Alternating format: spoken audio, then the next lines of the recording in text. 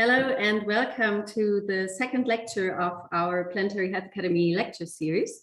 We are very happy that you all joined us again today. And as you might have noticed by now, I'm talking in English because of the fantastic international speakers we invited for today's lecture. And this is also a hint to you that if you want to ask questions, and we encourage you to do so, it's easier for us if you ask them in English, but if you'd like to ask them in German, then we are happy to provide a translation as well. Before I introduce our fantastic guests to you, one quick remark. As you hopefully know by now, we do not only offer this lecture series, but also some wonderful workshops. And for example, one of them is taking place on Friday and on the very relevant and current topic of heat-related illnesses. And there are still some spots available, so feel free to register if you like. Now over to today's topic, which is women's health in the context of planetary health. And before we start with the three inputs I'm really looking forward to, actually it's 4 inputs because we have 3 inputs and then a transformational example. Before we start with this, let me begin with 2 comments on the topic and also on the headline of the lecture. First, the title Women's Health and talking about women and men, female and male. On the one hand, this binary framing doesn't really represent reality, so and the diversity of reality. And on the other hand, we are painfully aware that by using this binary framing, we are actually making those differences or focusing on the differences and making them bigger instead of overcoming them already. And yes, we use this framing and are aware of this, even though we'd like to overcome this, but we feel that we are not yet living in this ideal world where we have this spectrum of traits that are now perceived as male or female, and where we can choose freely on the spectrum where to be and what qualities to act out. And second remark is that we are talking about women's health and in the awareness and the knowledge that we oftentimes miss the female perspective in the solution of many problems. But again, we are very aware that many solutions to the topics do not lie in changing women or female behavior or behavior we perceive as female, or even by making women behave more like in a male way, but quite the opposite, that we need to focus a lot more on how we raise boys and how we define masculinity, and in the end, how we overcome a patriarchy. And bridging this, or building a bridge to climate crisis now, if we look at typical male behavior like eating lots of meat or driving big cars, it also becomes quite obvious where and evident where the change and the transformation needs to happen. So this is not about how we can adapt women to live or to be in this dysfunctional patriarch system, but a lot more, or status quo, but how we can shape the transformation with qualities that we perceive as female right now and that are already there, and which that are a resource we can use a lot more than we do right now. Or to say it in the words of former president of Ireland, Mary Robinson, who said, quote, "Climate crisis is a man-made problem and needs a feminist solution." And I'm really, really looking forward to explore and find those feminist solutions within the next 1.5 hours. And by this, I'm really happy to present our first speaker, who will be Gwen Collman. And Gwen is an international expert on environmental epidemiology and environmental justice, and she works as a strategic advisor for the National Institute of Health, which is an agency of the US Department of Health, and she will introduce us to the topic. I'm really glad you're here. A warm welcome and thanks. Thank you so much for having me today. I'm really excited about being at this forum. Let me find my slides here. And so I will dive right in. So as you know from your work in this area and participating in this Planetary Health Academy, we know we're at a very critical point in the history of the world as so many things are changing in our climate, and we have pressures on our environment coming from so many different directions. There was a recent report by the UN Secretary General commented on the IPCC report saying we are in a code red status for humanity. And if action is not taken soon, we will be in a lot more trouble than we're in right now. So as we all know, the scientific evidence is unequivocal that climate change is a major threat to the human well-being and the health of the planet. And as I said, further delay is very concerning. And so at the National Institute of Environmental Health Sciences, where I work, we are taking a lead role with our colleagues across the 27 institutes at the National Institutes of Health to formulate a research program for the future. Our initiative has a number of goals, and I just want to quickly describe them to you.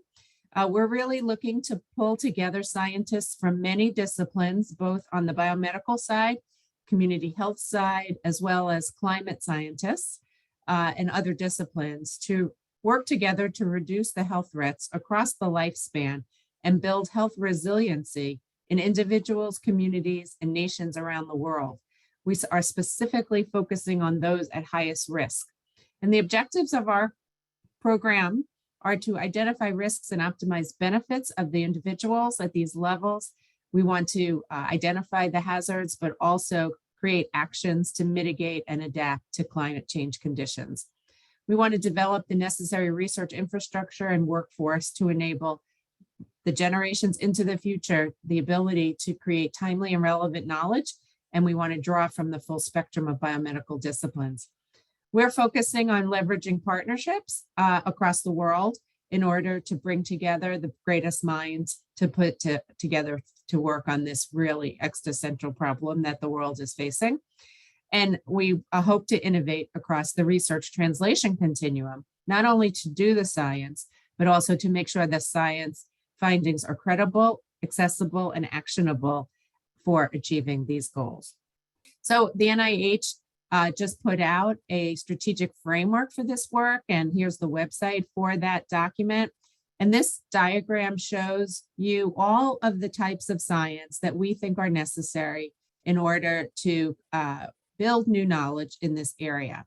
We're really looking for a creation of transdisciplinary, transformative research that's built on 4 pillars: health effects research, health equity, intervention science, and training and capacity building.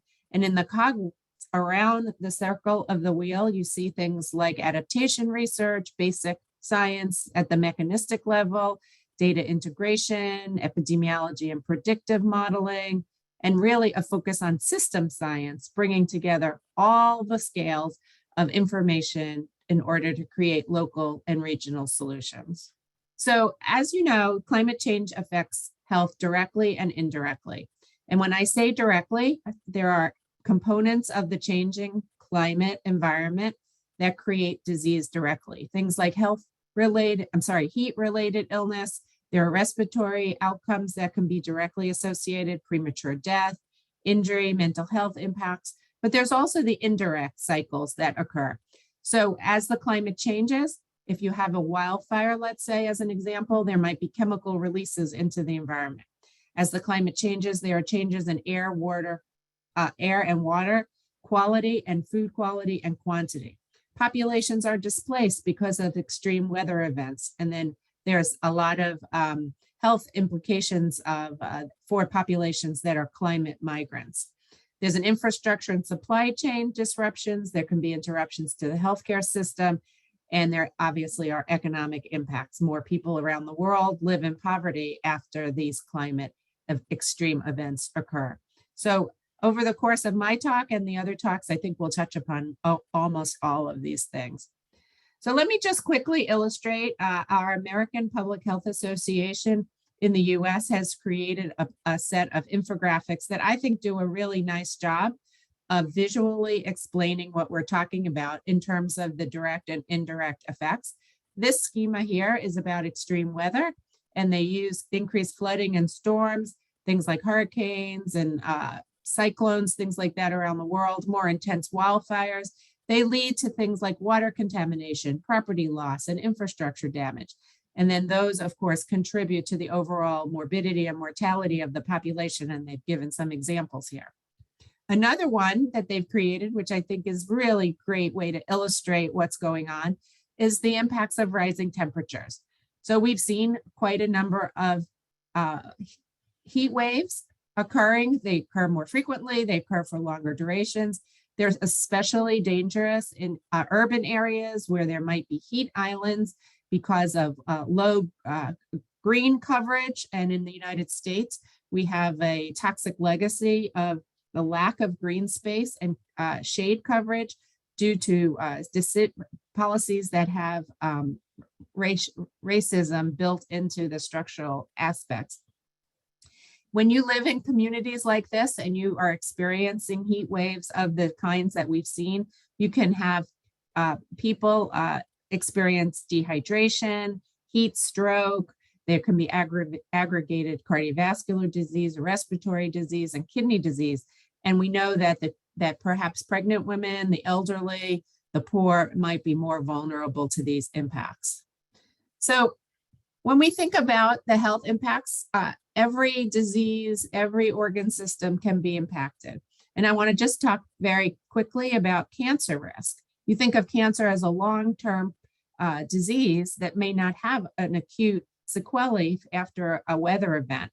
But there has been some recent publications pulling together a review where they have concluded that climate change related cancer threats are very likely to be due from the changes in air pollution, increased exposures to UV radiation in certain regions of the world, increased industrial toxicants, and the disruption in the water and food supply to communities. So these are exacerbated by social and economic inequities, and there can also be the disruption of healthcare systems that are related for cancer diagnosis, treatment, screening, and care. So this schema shows that no disease is protected from the impacts of climate change. Medical and physical health, as I mentioned, mental health stressors are abound. Our young population around the world is quite worried about our future in the context of climate change. And this creates stress and anxiety, depression, and a sense of loss. And then we're also looking at the community impacts of all these things, social and behavioral changes that come when systems and communities are under stress. So climate change affects all of us, but not equally. And these 6 groups, these categories here that I have on this slide, and I won't go through them all individually, show us that there are specific groups of people around the world who are bearing the burden of climate change currently in an unequal way, and in the future will be unequally impacted. Here are some adaptation strategies that our U.S. Global Change Research Program's Climate Change Assessment put out, where for these groups that have these impacts, there are already adaptation issues. How are people coping with the climate change that's occurring in their community now, and what can be done about it? So quite a number of interesting ideas in this report. So when we think about women's health, how does climate change affect the women's body? And is that different than for a man's body? So I'm just going to point out a few attributes of women and our physiological being that really can be impacted by climate.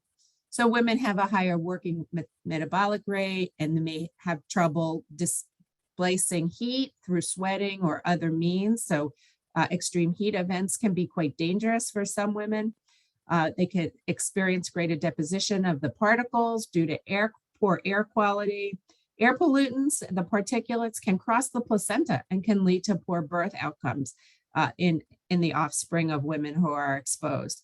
During a disaster, women may be more likely to have poor nutritional status due to the implications of the extreme weather event.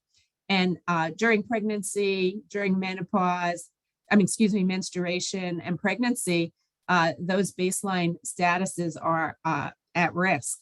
Food insecurity that compounds on top of the disaster may lead to increased nutritional needs and put women at a greater risk than during a time when there was not the weather-related disaster. And then infectious diseases also affect women, or there are particular windows of susceptibility that are important to note. So the underlying social, economic, cultural, and political inequities limit the choices that women have and the capacity of women to respond to climate change.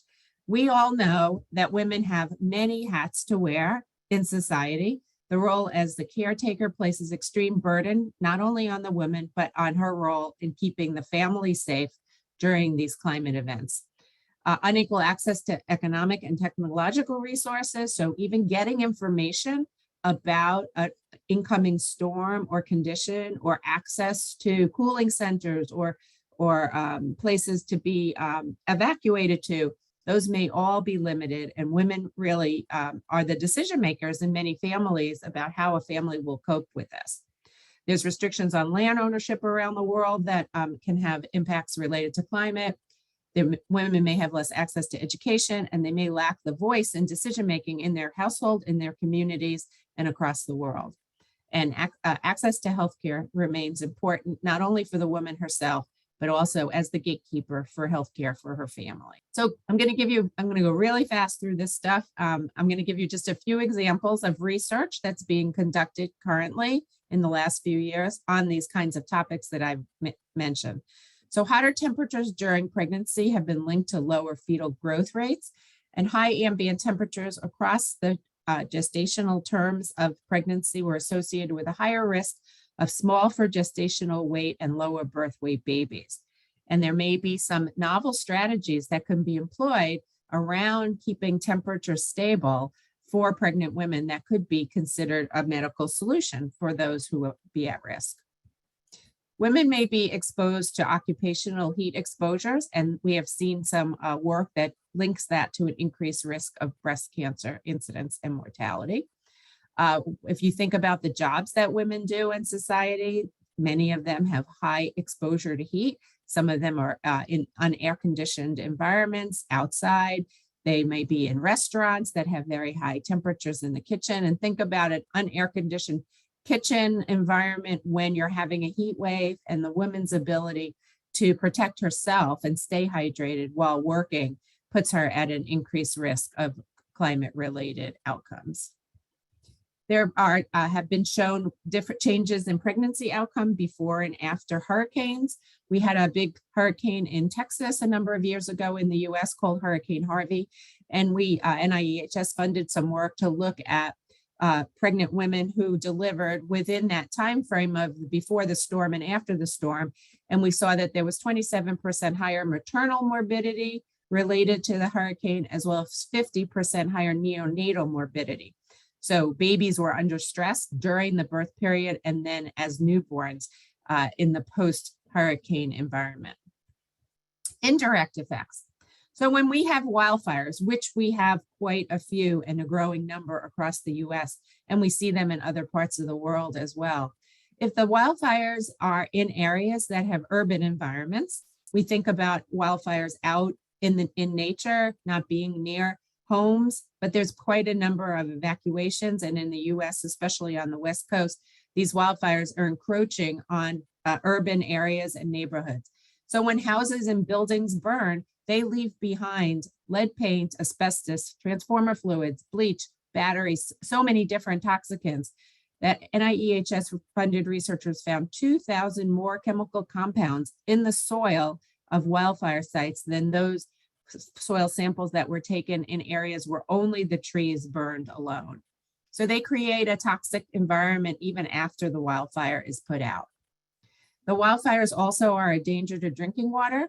And we have data that was collected after fires in California that led to shown contamination of drinking water sources for a number of volatile organic compounds in these areas. So that is important because it's quite hard to get those out of the water, and they can contaminate the neighborhoods even after the wildfires have been put out. So climate change disrupts the care continuum. And this example is specifically focused on cancer, but I want to expand that to say that it's really for healthcare, for any chronic disease. If you have an extreme weather event like we saw in 2018 in Puerto Rico, due to a number of recurrent hurricanes, there's damage that destroys the healthcare infrastructure. There are clinics that are closed for some time. There's power outages and staff shortages at hospitals and in other healthcare delivery. Important screening, cancer screening or other medical care screening and diagnostic routine kinds of things get put off, and those facilities are not available in the aftermath of these extreme weather events. So there can be loss of medical records that affect follow-up care. There may be access problems for storing and keeping medicines that need to be refrigerated, or even just the supply chain for pharmaceuticals in a given area. And the research structure. So in many of our hospital systems across the US, there's really important research being conducted on a number of different health outcomes, and that can all be disrupted. The important clinical trials can be disrupted in other studies, which of course delay our understanding of the release of new medications and treatments. So it's quite a problem, and I'm not sure that everybody considers these kinds of effects of climate change impacts. So here, I'm not going to go through this whole table. You can look at it quickly. In each of these sectors of the healthcare environment, and this is an example for cancer care, but things like pharmaceuticals for important treatments, they are all sources of greenhouse gas emissions. And we have to think about how anesthetic gases and other kinds of transport for goods and services across our society impact the climate and add to the burden of climate change impacts. And then, we have to think creatively about proposed interventions that we could test now and create an evidence base to put into practice quickly so that we can try to keep the emissions on a downward course instead of in a rising course. Many of the things that are mentioned here are for, particularly important in women's health and some of the unique treatment and diagnostic services that women get in order to promote their own health and stay abreast of keeping their chronic disease conditions under control. So what can patients do if a weather disaster is coming their way, or if they live in a community that doesn't have a lot of infrastructure to be prepared? One is to have an active voice and try to use your abilities to convince your local governments that preparing for climate change and adapting to the current climate situation is a very high priority for you, for your family, and for your community. You, as a patient or as a member of the public, could choose active transportation instead of driving your car everywhere. You could use other methods for improved physical activity, riding a bicycle, choosing an electric vehicle if that's available to you, to try to reduce the greenhouse gas emissions. Eating a healthy plant-based diet is a approach that people are talking about. We don't realize that our agricultural sector, especially the production of red meat and other protein sources, are great big emitters into the climate change trajectory here. And there's a lot of discussion on how to mitigate the effects of methane and other gases that come from agricultural production.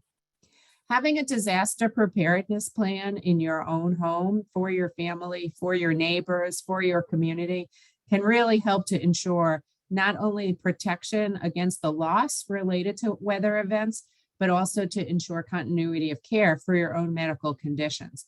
So talk to your physicians before a disaster strikes. Ask them what will be the scenario in your community. Will emergency rooms be available? Will you be able to get your regularly scheduled appointments with your doctor as a follow-up if you have an event in your area? Have extra medications and equipment and extra supplies available to you. People say you should have a 30-day or a 60-day supply of water and food in your home, but you have to think about these other things that you need related to your care. If you're a diabetic, you need to be able to test your insulin, glucose levels for a long period of time. So you need your meter, your things, you need your insulin, you need all those kinds of things. And, especially for family members as well. And oftentimes women are in that role to make sure that everyone in their family has these things that they need to make it through these events. Carry treatment records, make sure you have copies of things that you might need to take with you if you have to evacuate. If you had to go to a different medical center or hospital for care, you want to be able to carry some really vital information with you. And talk to your friends and families and neighbors about what you need in terms of emotional support, mental health support, as well as physical support for in the case of an evacuation. Particularly true for people with disabilities, always to have a plan for a fire evacuation or a weather-related evacuation, and make sure that people in your neighborhood know and that the first responders in your community know that you have special needs in that regard. So as Friederike said, that, and I have this, a quote from Mary Robinson on my slide as well.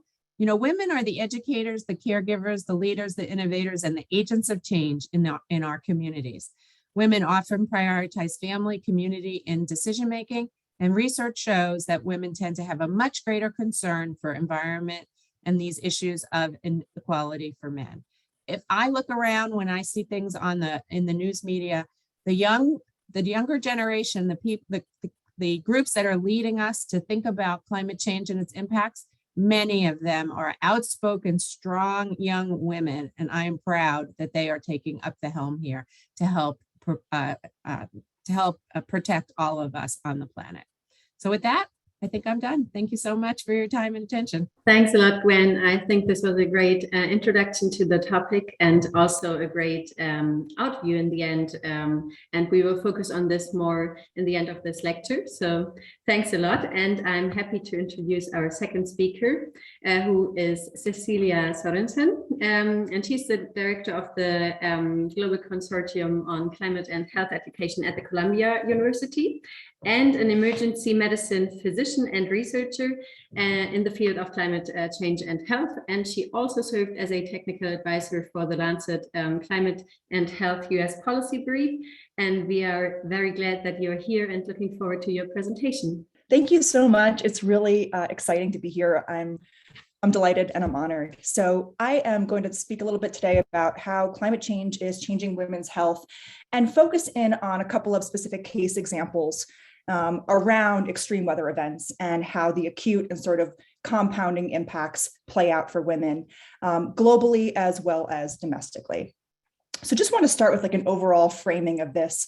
Our American College of Obstetrics and Gynecologists recently put out a position statement saying that climate change threatens to widen existing gender-based health disparities and put women at an elevated risk of disease, malnutrition, sexual violence, poor mental health, lack of reproductive control, negative obstetric outcomes, and death. And so this is, I think this is a very powerful statement and a very powerful framing because each of these outcomes that they are referring to are really opportunities that we have as clinicians and as public health professionals to intervene. So I'm going to be talking today about two really baskets of climate impacts and how they relate to women's health. If we look at the global percentage of disaster deaths worldwide, according to category of climate-related hazards, we see that droughts and floods and storms are really creating, the biggest impacts on mortality. So I'm going to dive a little bit deeper into those and really apply, a gendered lens to how these impacts unravel for women. So what we know is that although hurricanes and droughts and disasters impact everybody, everywhere, no matter where you live, women have specific needs during disasters, and they've been found to have different health outcomes as a result of them. So just to start with an example, we know that women are more likely to die during hurricanes. So there was a recent review of natural disasters across 141 different countries. And they found that, women are more likely to experience mortality after a disaster. So just for some examples, in 1991, when cyclones in Bangladesh killed 140,000 people, 90% of the victims were women, which is just shocking. And in 2008, when Cyclone Nargis hit Myanmar, 61% of the 130,000 deaths were in women. We also know that female survivors of extreme weather events suffer disproportionate decreases in life expectancy. So if you take a comparable man and woman and you put them through the same disaster, I suspect it's something to do with the toxic stress as a result of disasters. It somehow shortens your telomeres. I don't know what the mechanism is, but what we see is that women live shorter lives as a result of experiencing disasters. So how and why do these disparities occur? Well, obviously, this is multifactorial. It relates to sociocultural types of contexts, it relates to physiologic, and it relates to behavioral context. So we need to think about these three different frames when we look at these huge, studies that show these impacts. We know that research suggests that these effects are strongest in places where women have low social, economic, and political status. There's also some evidence that suggests that behavioral factors contribute. For example, women are home taking care of elderly, taking care of children, and so they don't necessarily evacuate on time when there's an incoming disaster.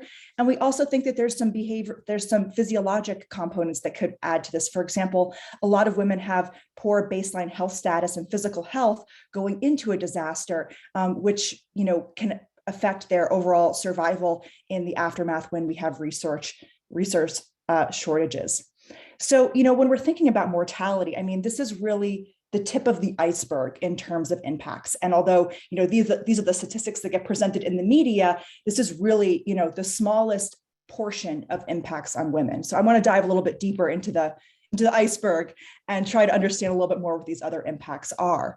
So what we know is that in the aftermath of disasters, in addition to suffering higher mortality rates, women and girls are at incredibly high risk of physical, sexual, and intimate partner violence. And that is especially true among women belonging to marginalized sectors of society. Just as an example, after 2 tropical cyclones in 2011 in Vanuatu, there was found to be a 300% increase in domestic violence cases in affected regions. We also know that women are at an incredibly high risk of sexual exploitation and human trafficking following disasters, because we see sort of shattered social structures, people are fleeing, and that normal sort of community that looks out for people gets fragmented. And we know that, for example, after Typhoon Haiyan, which devastated Thailand in 2013, trafficking rates increased by 30% in the region. So we know that 80% of trafficking victims are women and girls, but 20% are men. So this is a gendered issue, but it also affects both genders.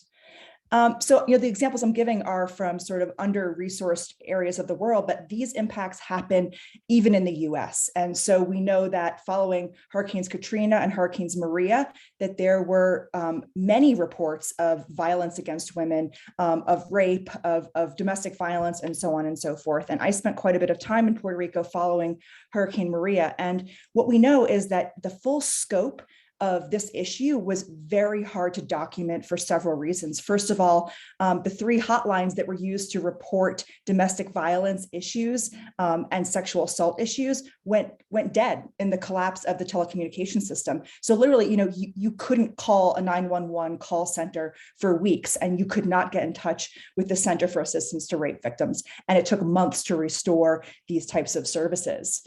We also know that key systems designed to prevent and respond to gender-based violence collapsed. So police officers, including those who were designated to the Special Unit for Domestic Violence, were detailed to other tasks, such as directing traffic, right? Because the traffic lights were out. And we know that judicial tribunals who were responsible for handling cases of violence against women were closed. There were only 4 shelters for victims that were operational on the island. And so we see this huge collapse of social supports, of legal infrastructure.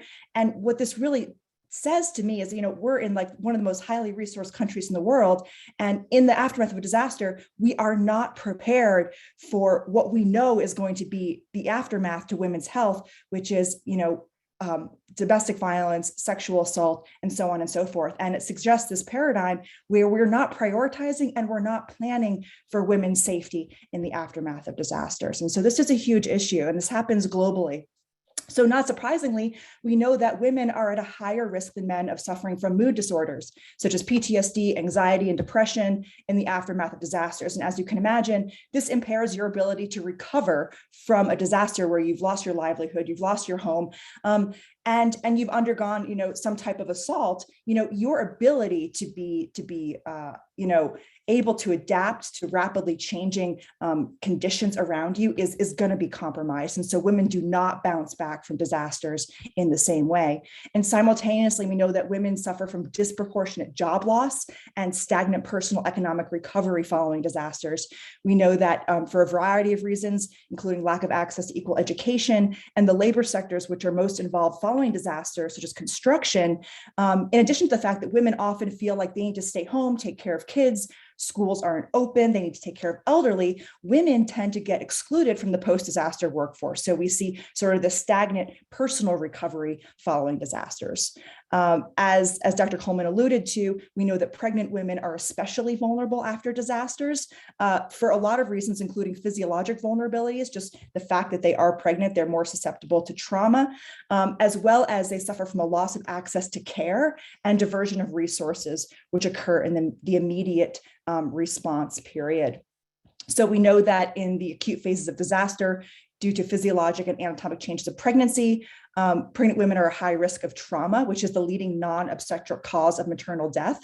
We also know that premature delivery rates increase in the 48 hours following the disaster, right? So while everyone is evacuating in the aftermath of a disaster, that type of stress can trigger preterm delivery. And if you can imagine, many health facilities are closed, women are trying to get from one place to another, and that sets the stage for a difficult delivery and for poor birth outcomes.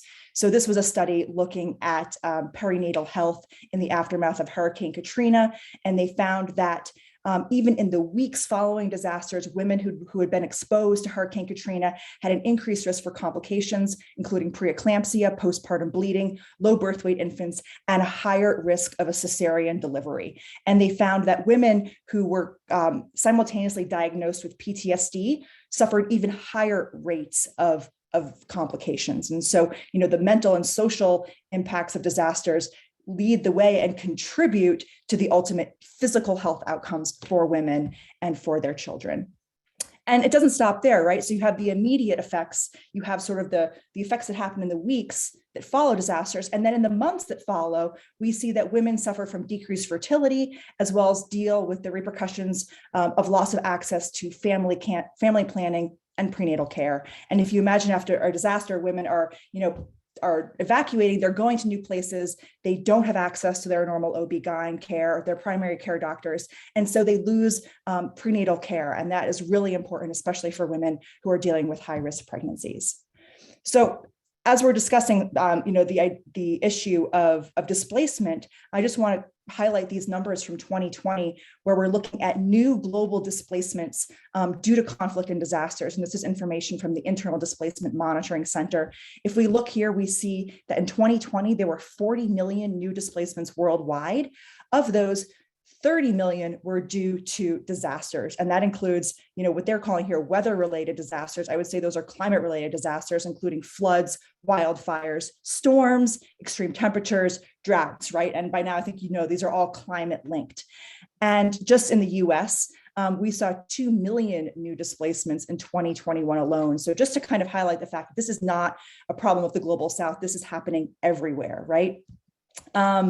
We know that between 75 and 80% of the world's internally displaced persons are women, and they're dependent children, right? So this issue of forced migration due to climate-related events preferentially impacts women and their children. And so what can we do from this? What can we do about this, right? I mean, we're sort of laying out this huge, really difficult situation, but as physicians, as public health professionals, there's so much we can do by bringing this to our conscious awareness in our practices and in the work that we do. And so the American College of Obstetrics and Gynecologists has put forth several recommendations.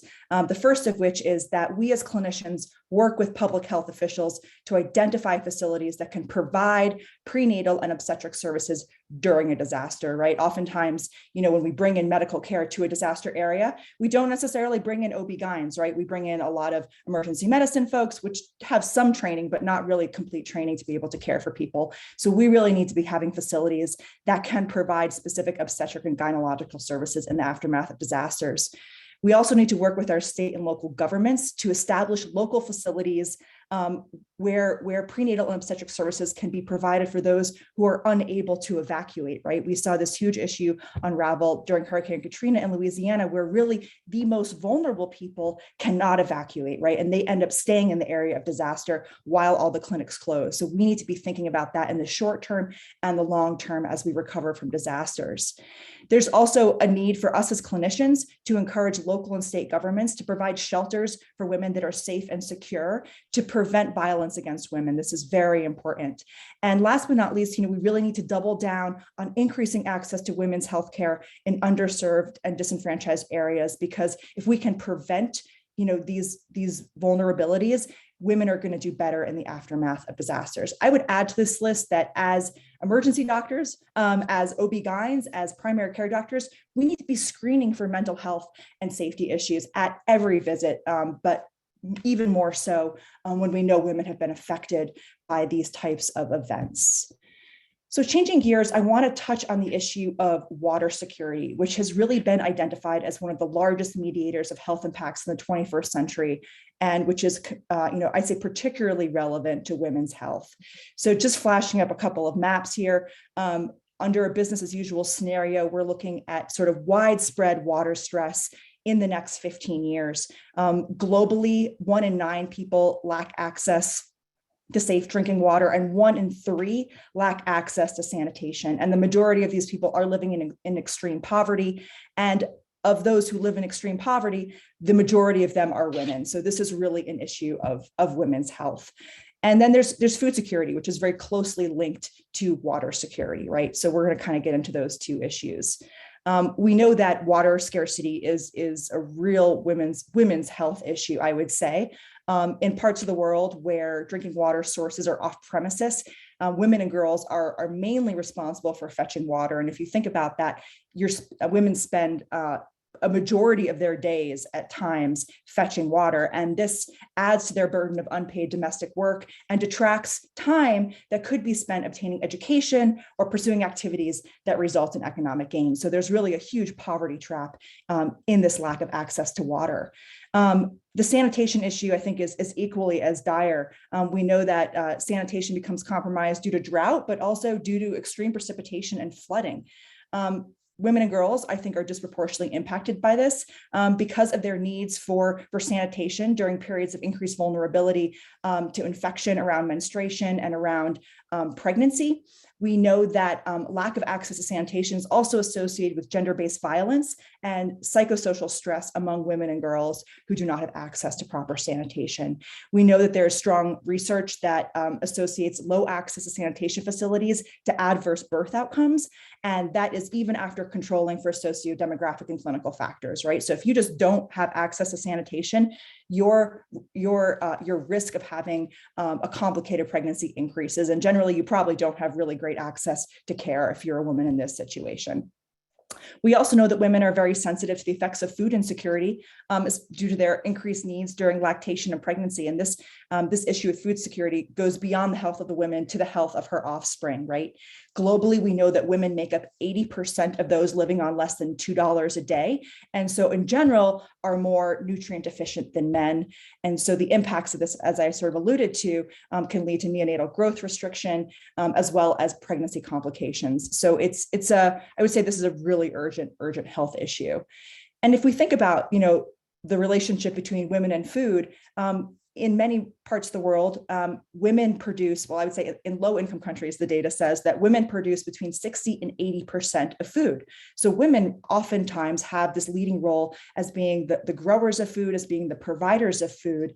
But despite the fact that women make up the majority of farmers in low income countries, less than 2% of women are landowners, and a smaller percentage of that, less than 1%, have crop insurance, right? So women's livelihoods as well as their health are threatened by drought, by heat waves, by flooding, and so on and so forth.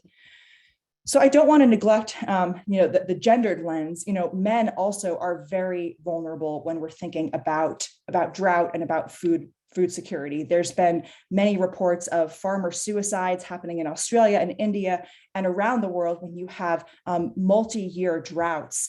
And so, losing a head of household is tragic for a family. And so we need to be thinking about men's health as well as women's health when we're thinking about these issues. We know that drought is also associated with increased domestic violence, substance abuse, and so on and so forth. And so really, there's a community approach that needs to be taken in areas that are at high risk of drought, and mental health is just so crucial to this. We also know that as a result of resource scarcity, there is an observed impact on child marriages, right, which we know are really crippling to women's health and to their personal development. Globally, 12 million girls are married before the age of 18. And this can be a response to resource scarcity, whereby a young girl is married when she's very young in order to relieve the burden of her on the family, and also the family oftentimes receives some type of compensation for that. And so, this is another issue of women's health related to food insecurity. So I would just say, there's so much that we can do to change the course of this. To protect women's health, I'd say, one of the main things we need to do is to increase women's participation in water, sanitation, and hygiene, decision-making and governance. And we've seen incredible examples of this. When women are empowered with decision-making and leadership capacity, they are able to make long-lasting and sustainable changes in their communities. So I'm just going to skip through these slides and just end with saying that, in terms of steps forward, we really need to be thinking about integrating gender vulnerability into all climate adaptation and mitigation plans. We need to be ensuring participation, prioritizing education, protecting and developing women's healthcare access in high-risk areas, integrating women's health issues in disaster risk reduction planning, as well as in infrastructure development. So thank you all so much. It's really wonderful to be here today, and I'll turn it back over. Thank you so much, Cecilia. This was really a great second part of this lecture, and I'm sure we're gonna cover some of the aspects in the discussion at the end. And please, this is to the audience, feel encouraged to ask more questions. We have still some time for this and are happy to include them in the discussion. But before we do this, I'm happy to introduce our third speaker, who is Marina Andrijevic. And she is a research associate at the International Institute for Applied System Analysis and works on future socioeconomic developments in the context of climate change and adaptation, and especially on how we integrate the gender equality perspective in societies and how they address climate change. And I'm really happy we had in the first part the perspective of the environmental epidemiology, and now we had the perspective like more from a physician's point of view, and now we will add to this the perspective of politics and economy, because this is Marina's background, and I'm really glad you're here. Welcome, looking forward to your presentation. Thank you very much, Friederike, for the nice introduction. I'm super happy to be here, and thanks to my previous two speakers for very interesting presentations. I hope I'll be able to add some new information, although I will also speak about some of the same things, but I'll come from a slightly different angle, because my background is not I'm not a health professional, I'm actually an economist. So I will talk about more the socioeconomic implications of these inequalities and often disproportionate effects of climate change on women's health. So I'll cover some of the same aspects in the beginning, but then I'll in the end talk more about the two key efforts to deal with climate change, which is adaptation and mitigation measures. I would also have a little disclaimer related to what Friederike said in the beginning, that often in theoretical, but especially in empirical research, we take these very simplistic assumptions on gender. So we frequently talk about differences between men and women, so use this binary classification, although we know that there are many, that the spectrum is wider and that these effects might even be more pronounced to some other groups. But this is unfortunately what we have, and this is the data, how the data is aggregated. So I'm saying a disclaimer because I'll, for the rest of my talk, also use these very binary categories. And the second thing is, and this was mentioned also by Gwen, and we heard this throughout the talk, that there are different and compounding vulnerabilities depending on whether gender intersects with other sources of social inequality, such as racial ones, ethnic, age, income, geographic location. And I'll use this opportunity to maybe start answering to one of the questions that came in the Q&A, that we here in our talks often talk about the average impact on women. So it could mean that a woman in industrial society is much better off than a man in a low income country. So it's always important to also factor in these compounding vulnerabilities. And I here put a quote on from the most recent report of the Intergovernmental Panel on Climate Change, which recognizes exactly this, that gender and other social inequities compound vulnerability to climate change impacts. And they like to put out their statements by the level of evidence that they have from research. And this one is put out there with high confidence.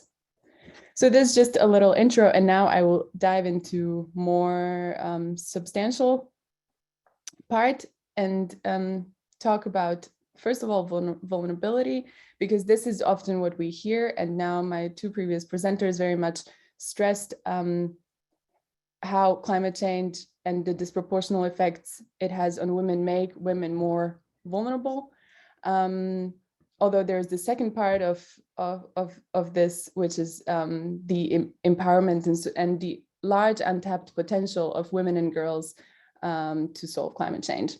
And this is something that I had in a paper that came out some time ago, where we tested exactly for these two aspects with numbers, and then showed that it's both. The connection between vulnerability and gender inequality is a bit more straightforward. So here on the left side, you see quite a linear relationship that with higher inequality, vulnerability to climate change increases.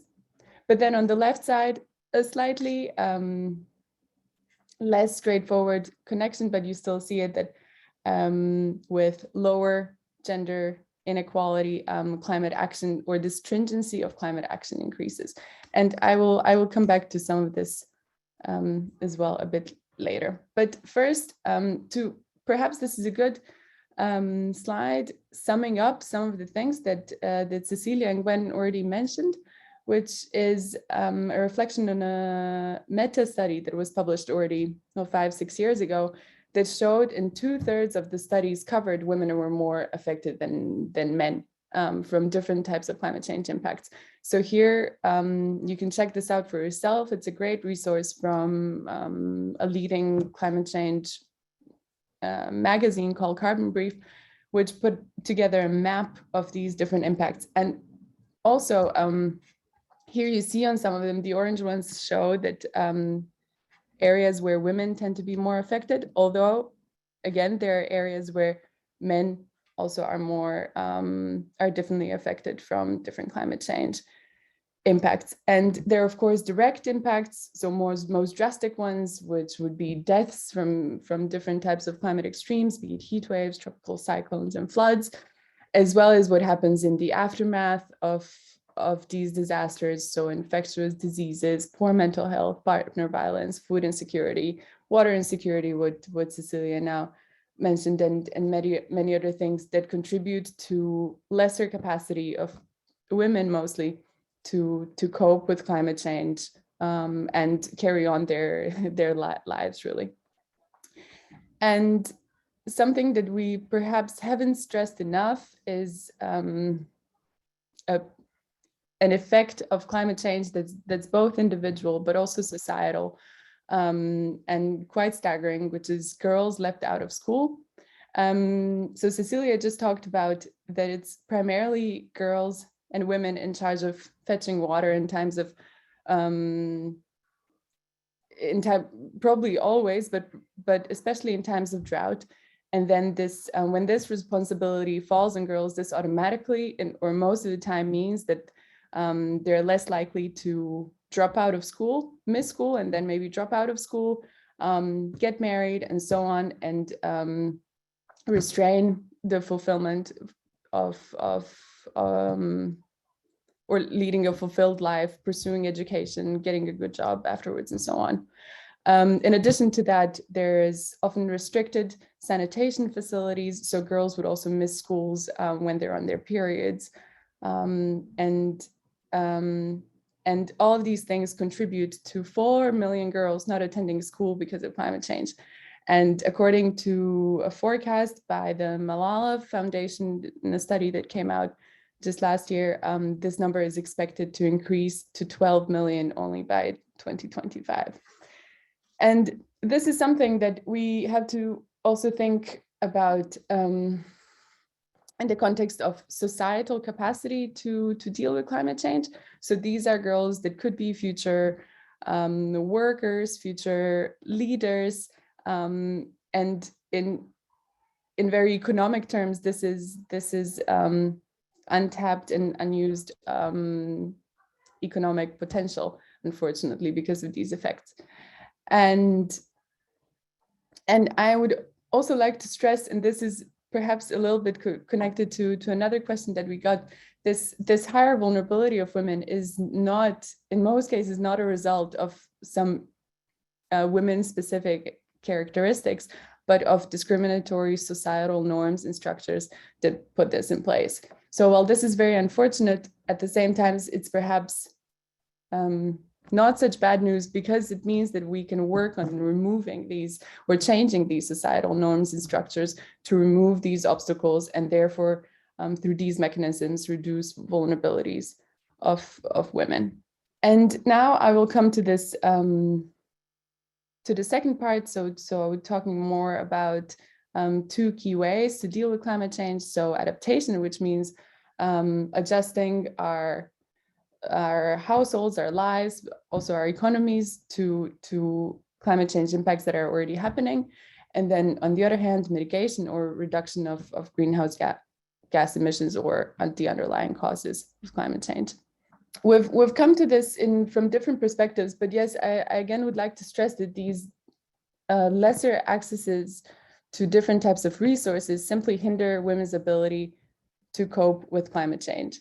And it's extremely important to understand the implications of this, because if women don't have access to information, to finance, to decision-making power, it means also that potential adaptation projects that might be happening on the ground might simply not succeed, because they haven't factored in that their end users won't perhaps reach the resources or have the resources that they need to implement a project. So not only that they won't improve statuses of women in question, they also won't work in these communities or societies as a whole, because they didn't recognize these underlying inequalities. And this is something that we've seen on the examples of the health sector, but here I also put an example of the agriculture sector. So we've heard that women produce most of the world's food, but they also in general represent 43% of the agricultural labor force, but only 15% of agricultural landholders, which speaks about this discrepancy between who might need to implement a change and who's making a decision on having to implement it, and that this imbalance might produce very so no outcomes or adverse outcomes in worst case. We measured this in the study that I mentioned earlier. We measured this gender inequality in a study through an index composed of 3 different dimensions. So first one is health, that takes into account maternal mortality and adolescent birth rate. The second one was political empowerment, which measures share of women in parliaments and share of women with secondary education in a society. And the third one was labor force participation. And here you see a map. The greener colors display higher gender equality, while the more purple colors display higher gender inequality. This is, of course, measured by this one index. And I think it's fair to say that no country in the world has achieved gender equality. It might not even be close to it, but according to this metric, this is the situation. And then Friederike mentioned that I work on scenarios of future socioeconomic conditions, which is something that we need to understand when we're projecting or forecasting future impacts of climate change on societies. And here on the right side, you see 3 different scenarios of gender equality, depending on which trajectory of socioeconomic development we take.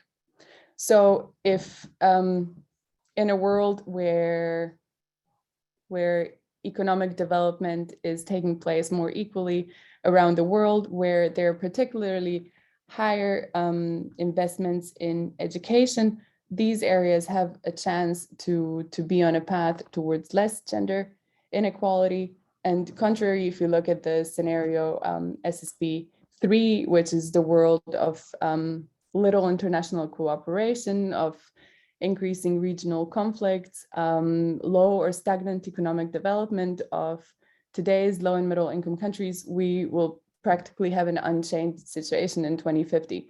And this is something that we have to think about when projecting future climate impacts. And now the second part of dealing with climate change is mitigation. And this, there's one aspect which is now becoming quite popular in research, which is women's position in just energy transitions.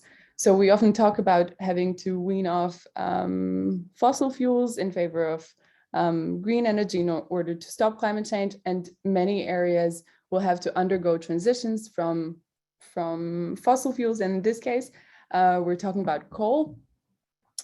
And we don't so much talk about what role women play in transitions away from coal, even though women tend to be backbones of societies reliant on industries such as the mining industry. So it's women who then do all the care work, who actually support these industries and these economies with a lot of unpaid work. At the same time, women tend to be the activists in the anti-coal movement. So they were in the history in areas that have reduced their coal use. It was women who led these protests and the movement. However, they're still left out of plans for workforce retraining. So these areas, for example, that would have a lot of men. So an industry like mining is male dominated, and we then come up with plans to retrain the men and requalify them for a different type of industry, but for women, not so much. And also don't talk about the distribution of care work after the structure of the economy has changed. And here on the graph, you have the example of Germany that has been reducing its coal use since the early 90s. And this has particularly affected East Germany. And while women in East Germany have then lost a bit of their position in society as well, and there has been increase in unemployment, women tended to migrate to the West and have increased their share of employment in the service sector. Another side of the gender equality or women in mitigation and the solution space is a bit of a more positive note, and this is something that I would like to end on, which is again a reminder that there's indication that climate action tends to be more stringent in societies where that are more gender equal, and the causality of this might not be super straightforward. So we can't necessarily say that because a society is more gender equal, it also tends to take more action on climate change, but there's a correlation, and which means that these societies have something in common, and it's worth investigating further what this is. But I think with certainty we can say that equal access to education to both men and women simply creates opportunities for more innovation, for technological breakthroughs, and many other societal co-benefits. In other words, and this is a movie that I like very much, I would like to say that to solve climate change, societies need their best brains, and they'll only they'll only have their best brains at disposal if they tap into both sides of the society, as I think was nicely illustrated in the film Hidden Figures that here I have in the background. So on that, I would also end and thank you for your attention and the invitation today. Thank you so much, Marina, for the final presentation and summing up with this positive vision. And yeah, I really like that all of your talks first focused on like where women are differently affected, but then also linked it to how we can work on it and react on it. And I hope we yeah, cover this a bit more in the discussion and the questions. And happily we have some questions from the audience. So I invite you all to yeah, join the panel again and hand over to Teresa, who will present the questions. Thank you. And thank you to the audience for a lot of really good questions, and I'm very happy to present them to you right now. The first question was for you, Gwen.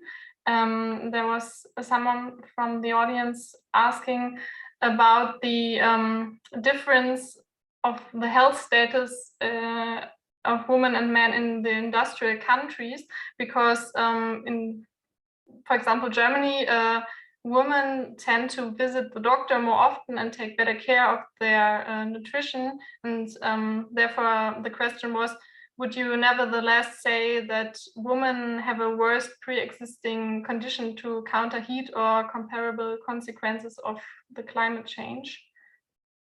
Well, thanks for that question. I don't have any of these sort of population level statistics at my fingertips, but I could say that I don't think you can make a very sweeping statement that men and women differ all across the board, right? There are many health conditions and health organ systems that are specific to women. And we know that there's variability in the usage and access to healthcare services, and of course, differences in morbidity and mortality in any one of those. So, you know, overall burdens may be different, but I think general impacts that we're talking about for climate apply to both men and women. But in a given geographic location, in a particular social class or health disparate group, there are clearly differences in the health burden that women face, as well as the societal burdens that I think all three of us spoke to, you know, very clearly. Thanks for that question. Thank you very much. The next question is for you, Cecilia. You were talking about a lot of data from the US after the hurricanes, and there was a question about if you know any data from Europe, for example, about the effects of the floods in Germany that we faced this last year. That's a really interesting question. Thank you for that question. I am not aware of any, and I'd have to say, you know, I've done a lot of research and a lot of like systematic review of this literature, and there is a dearth of research in this, right? So, I mean, the studies that we have are cobbled together across the globe. There is not routine surveillance for this. In most parts of the world. It's really a lot of anecdotal studies, a lot of case studies, and not a lot of comprehensive research. So I will Google it and I can get back to that person. I doubt it. I mean, honestly, I mean, the data might exist somewhere, but has somebody gone out and extracted it and figured out what happened? I sort of doubt it, and this is one of, I think, the big wake-up calls that we have, is that we're not identifying and we're not understanding the full scope of this. And without understanding that, it really limits our ability to act. I mean, it shouldn't limit our ability to act, because we kind of get a sense of what's happening, but we need more tracking, we need more data, and gender disaggregated data. So thanks for that question, and I'm going to take a look. And maybe to add, adding on this, as we have many change agents in our audience, you can also feel encouraged to focus on this. If you're asking yourself what you like to focus on with your research, or in which direction to go, you might consider this, because this isn't obvious for many parts. And I can, as we heard, a film recommendation that I can support. I'd like to recommend a book that is focusing pretty much on this, and it's called Invisible Women by Caroline Criado Perez, and she also points out in many, many ways, and covering almost all parts of society, how data is missing, and when it's there, showing that there's still a lot to do. So yeah, thanks for the question, and feel encouraged to change this. Yes, but now more questions. Yeah, thank you for this nice input. The next question would be for you, Marina. First of all, there was someone asking if you could define what climate vulnerable households would mean, because they were a bit unsure about that. And maybe in this context, you could name some adaptation measures that you think would be particularly relevant to protecting women in these climate vulnerable households. Right. I think that the climate vulnerability of a household, of course, it depends on what kind of a climate change challenge we're talking about. So, for example, in the event of a flood or water insecurity, a climate vulnerable household would be the one that would need to get outside of the house or travel for kilometers to go get this water, or households that heavily depend on agriculture, and then agriculture is affected, or households that do not have robust infrastructure in the face of a hurricane, and so on. So I think there are different facets of climate vulnerable households. I meant it very generally. And the second one, to the second question, again, I think there would be many different strategies. I think we need to start with, first of all, removing barriers standing in a way of women's access to different types of resources. So sometimes the resources are there, but there are barriers to accessing them. If I would have to pick one that I would particularly emphasize, this would be making sure that girls are kept in school and that women receive education. So this, for me, would be the beginning and an end of many solutions. Thank you. In this context, maybe a last question for all of you. We've heard a lot today about women being change agents in the context of climate crisis. Which social transformations would you say we need in order to realize this potential, and how can we encourage women to take action? Sure. We've been thinking a lot at the National Institutes of Health about how to sort of bring to bear the research potential of our community of researchers in the US and around the world. And I don't think there's a simple solution. Certainly there's no single solution for any of this. And that what we're learning and what we saw today is that each of these situations some of them are local or regionally mediated, with lots of very specific local factors. And the complex societal, political, economic, and health implications are very difficult to disentangle.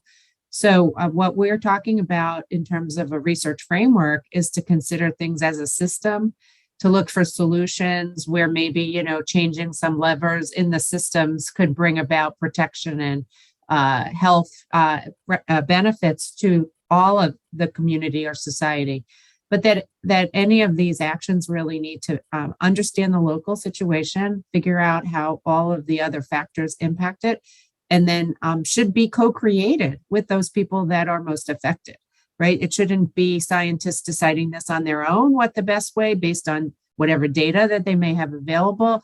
It really needs to have all the voices at the table and developing strategies, because that's the best way to make sure that they are sustainable and that they can reach the most vulnerable. So no simple answer, but very much worth researching and bringing evidence to bear on these questions.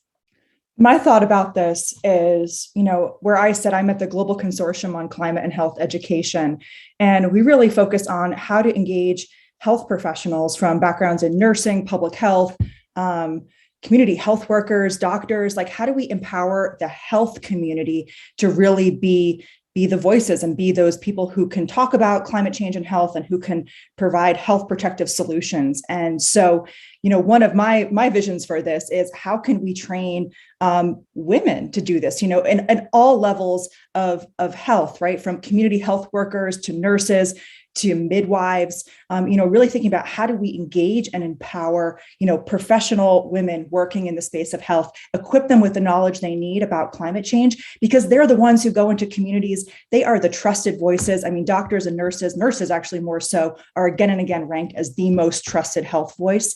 And I think that if we can empower our health professionals, especially those who are women, but even those who are men about this, that we're gonna start making some progress. I think the second main point is that we often think about women as we need women to help. No, we don't need women to help. We need women to be paid to do their job, right? Women, are often thought of as like helpers, whereas I think we need to be thinking about women as professionals who need paid jobs to do this. There was this really great article recently in the New York Times about these women in Bangladesh who were getting together and planting mangroves all along the coast because it's so susceptible to coastal flooding, and it was just destroying their villages. And they started going out and planting mangroves. And there was this really incredible NGO which stepped forward and started paying them for their time, which then their families were okay with them, in this very traditional society going out and doing that because they were bringing money back. So women have great ideas, they have great solutions, but they need to be paid for their work. And I think that that's sort of, my takeaway from this. Thank you. Marina, would you like to add something from your perspective? We will give you this chance before moving on. No, I can only agree, and I think from the socioeconomic perspective, a similar thing holds, that we would. This is kind of linking back to my last point. If we're meant to prepare best solutions and meant to innovate, that this means that we need our best people on the case, and it's still the case that women are underrepresented in many of the engineering fields. I would also think that this would just be my intuition, that in the healthcare sector, in many positions of power, there's probably a disproportionate amount of men compared to women. And this is something that also needs to change. Yeah, thanks a lot for those perspectives in the end. And yeah, I really like answers to the question how we can encourage women more. And I'm always fascinated how being in a room with different people, and in this case, having women in the room changes the perspective, the discussion, and the solutions that are discussed. But as I mentioned in the beginning, this is not a women's problem. I mean, and it's not like inherent to women, but it's like a societal thing. So it's up to all of you, whether you're man, women, whatsoever, to be part of the solution and to work on it. So it's not only about encouraging women, we need this more. And this is an appeal to all the women out there. Go into those rooms, be part of the decision, and trust yourself by doing this, but also to all men and all the others, and however you define yourselves. Changing this or reaching gender equality benefits all of us. So feel encouraged to do so. And with this, I close the discussion and the questions, but we have one more very interesting point on our agenda today, because we have a transformational example, and I'm really happy that we have it. And I will switch to German now, because we do the last part of the lecture in German. And ja, da begrüße ich, finde mich kurz zurück und begrüße ganz herzlich Ulrike Berg, die niedergelassene Allgemeinärztin ist, noch dazu aktiv bei Health for Future und im Ärztinnenbund. Und die uns jetzt noch kurz vorstellen wird, wie denn der Ärztinnenbund, was sie machen und dort vor allem auch im Kontext Planetary Health machen. Und ja, freue mich sehr, dass du heute hier bist und das zeigst und auch nochmal sozusagen einen Pfad aufzeigst, den vielleicht auch noch weitere von euch allen im Publikum gehen können. Herzlich willkommen. Ja, vielen Dank. Es schließt sich ganz gut an das Statement von Cecilia, weil wir im Ärztinnenbund überlegt haben, wie können wir dieses Thema viel mehr in die Profession der Ärztinnen bringen. Und jetzt muss ich gucken. Super, jetzt geht die Folie nicht weiter. Doch, genau, ganz kurz zum Ärztinnenbund. Den Ärztinnenbund gibt es schon fast 100 Jahre. Es geht darum, dass wir berufliche und soziale Interessen von Ärztinnen und Zahnärztinnen und Studentinnen der Medizin und Zahnmedizin verbessern wollen. Wir haben eine Menge erreicht in den letzten Jahren, zum Beispiel Teilzeit für Ärztinnen im PJ und in der Weiterbildung, geht zurück auf eine Initiative des Ärztinnenbunds, Jobsharing, und wir arbeiten an den Verbesserungen der Arbeitsbedingungen in der Schwangerschaft und setzen uns auch ein für verstärkte Forschung zu den offenen Fragen der Gendermedizin. Es gibt einen Wissenschaftspreis, der sich der Arbeiten zu diesem Thema auszeichnet. Und wir finden, dass ein Thema eben auch die besondere Belastung von Frauen durch den Klimawandel ist und haben in diesem Zusammenhang versucht, die Mitglieder für das Thema zu sensibilisieren. Also eine kleine Gruppe aus dem Ärztinnenbund hat versucht, die Mitglieder des Ärztinnenbunds zu dem Thema zu sensibilisieren und haben erreicht, dass wir letzten Endes jetzt nicht nur zu Health for Future uns assoziiert haben, sondern auch zu Klug beigetreten sind und einen eigenen Ausschuss gegründet haben. Das Ziel des Ausschusses ist es, Fortbildungen zu fördern zu dem Thema Klima und Gesundheit. Und wir wollen natürlich auch den Gender-Aspekt besonders in den Fokus rücken. Wir versuchen Schulungen von Multiplikatorinnen. Wir finden, Ärztinnen sind definitiv Multiplikatorinnen zu dem Thema und sollten einfach gut Bescheid wissen und das auch an ihre PatientInnen weitergeben. Wir versuchen oder wir formulieren Stellungnahmen und vernetzen uns mit Akteuren aus den Bereichen Klima und Gesundheit. Und da es diesen Ausschuss noch nicht besonders lange gibt, hat er noch nicht so wahnsinnig viel erreicht. Aber wir haben zum Beispiel im aktuellen Heft unserer Mitgliederzeitung einen relativ großen Artikel zu dem Thema veröffentlicht, der auch die Aspekte, die jetzt heute in der Fortbildung waren, beleuchtet. Den kann man auch online lesen. Und ja, hoffen, dass wir einfach ganz viele Kolleginnen auf diesem Weg auch erreichen, um die Versorgung von Männern und Frauen und allen Menschen aller Geschlechtsdifferenzierung zu verbessern und einen Einfluss auch zu haben, nicht nur auf die Gesundheit in Deutschland, sondern letzten Endes auch weltweit. Genau, das ist eigentlich schon alles, was ich zeigen wollte.